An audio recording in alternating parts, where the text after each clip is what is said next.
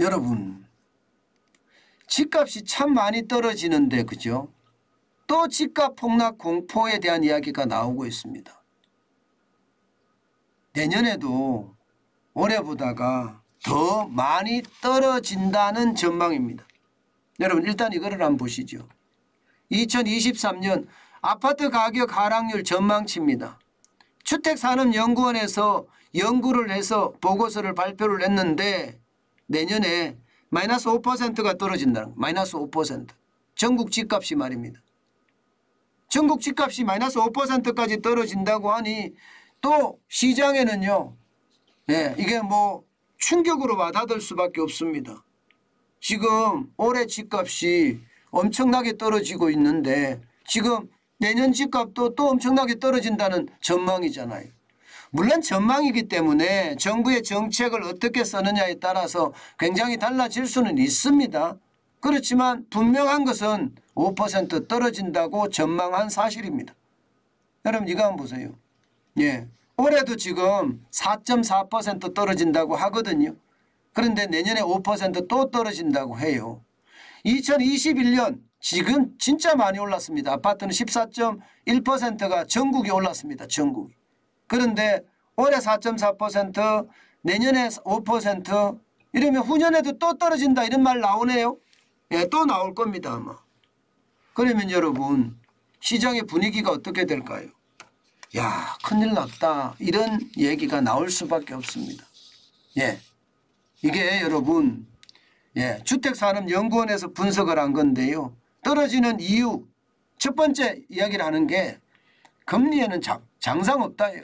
이자에는 장사 없다. 이자 때문에 떨어질 수밖에 없다. 사실 지금 기준금리가 3%입니다. 3.25%입니다. 대출금리는요.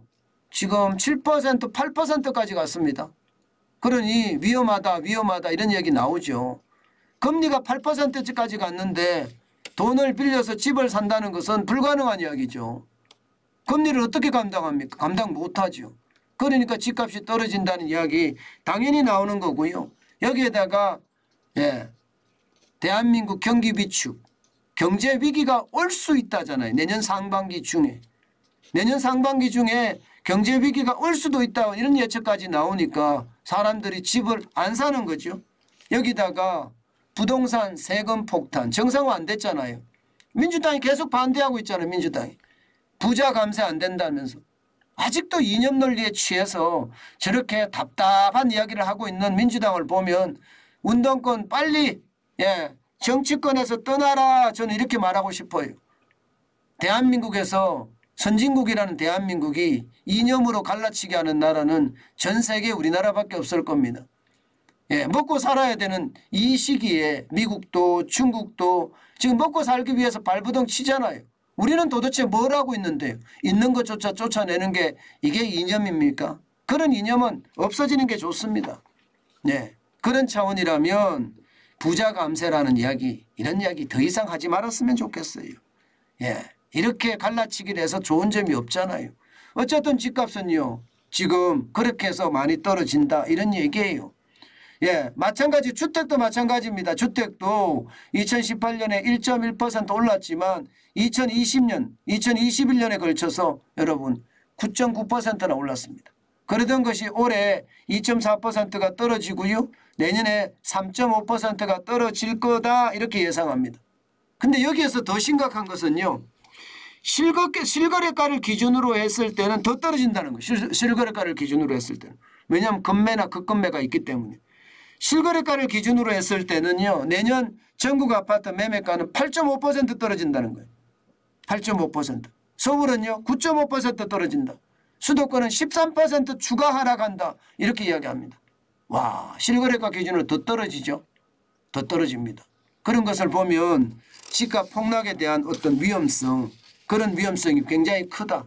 여기에 대한 두려움이 생기니까 서울 집값도 어떻게 될까요? 서울 집값. 전국 집값이 5% 떨어지면 서울 집값도 떨어집니다. 지금 서울 아파트 값은 4% 예상합니다. 4%. 수도권은 4.5% 예상하고요. 지방은 5.5%고요.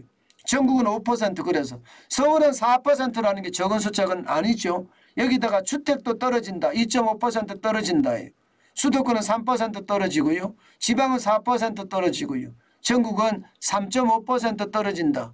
그러니까 시장의 집값이 떨어진다니까요. 영끌에서 집 산 사람들 입장에서는 불안하기 짝이 없는 거예요. 그래서 공포감이 더 커진다는 겁니다.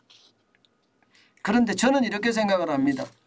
영끌에서 집을 샀든 그렇지 않든 아마 이자에 대한 부담은 누구나 될 겁니다. 집 살 때 돈을 안 빌리는 사람이 없잖아요. 그러니까 그 부담감이 얼마나 클지 저도 짐작이 됩니다.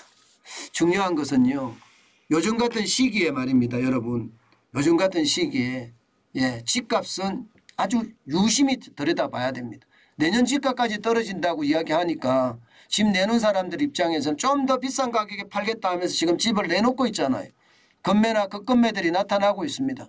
물론 거래량은 떨어집니다. 게다가 주택 매입을 안 하겠다는 사람 비율도 11월 달에 60.2까지 내려갔어요. 굉장히 많이 내려놨죠. 향후 1년간 동안 집을 안 사겠다가 60.2%예요. 그런데 이럴 때가 기회라는 거 여러분도 다 아시죠? 제가 여러분에게 계속 말씀드리는 게 있습니다. 임장을 해야 된다. 지금 임장만큼 중요한 게 없다. 돈 벌려면 그렇게 시장을 봐야지 그렇게 시장을 안 보는 것도 돈 벌 수 있는 자격이 없다. 발품도 팔고 손품도 팔아야 된다. 그게 부자가 되는 지름길이다. 그 말씀 계속 드리고 있습니다. 여러분 집값이 떨어진다고 이야기하면요. 어떻게 생각하면 기회도 될 수 있으니까 거기에 대한 기회도 반드시 한 번쯤 생각해 봤으면 좋겠습니다.